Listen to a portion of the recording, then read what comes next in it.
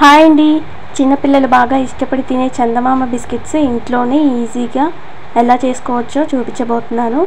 వీటి కోసం మనం ఏ మైదా పిండి యూజ్ చేయట్లేదండి. గోధుమ పిండి, నెయ్యి, పంచదార ఉంటే సరిపోతుంది. ఈజీగా చేసేసుకోవచ్చు. అండ్ టేస్ట్ కూడా చాలా బాగుంటుంది. చాలా సాఫ్ట్గా కూడా ఉంటాయి. ఇప్పుడు ఈ soft and tasty Chandamama biscuits ఎలా చేసుకోవాలో ప్రాసెస్ చూసేద్దాం. ముందుగా దీనికి ఒక బౌల్ తీసుకొని దాని మీద ఇలాగా స్ట్రైనర్ పెట్టుకొని అందులో 1 కప్ గోధుమ పిండి తీసుకొని ఇలా జల్లించుకోండి. ఇలా జల్లించుకోవడం వల్ల ఉండలేవి లేకుండా చాలా సాఫ్ట్గా వస్తాయి అన్నమాట బిస్కెట్స్.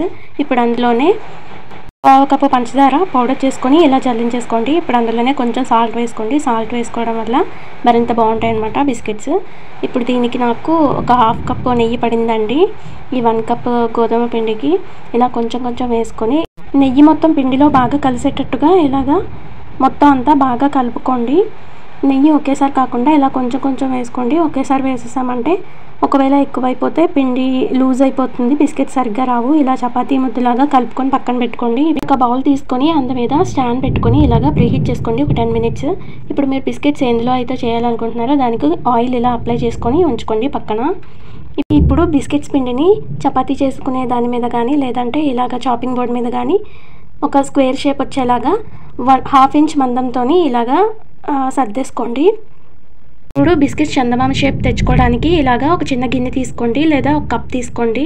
బాటిల్ కప్ కానీ ఏదైనా తీసుకోవచ్చు. ఇలాగా కట్ చేసుకోవాలి మూన్ షేప్లోని.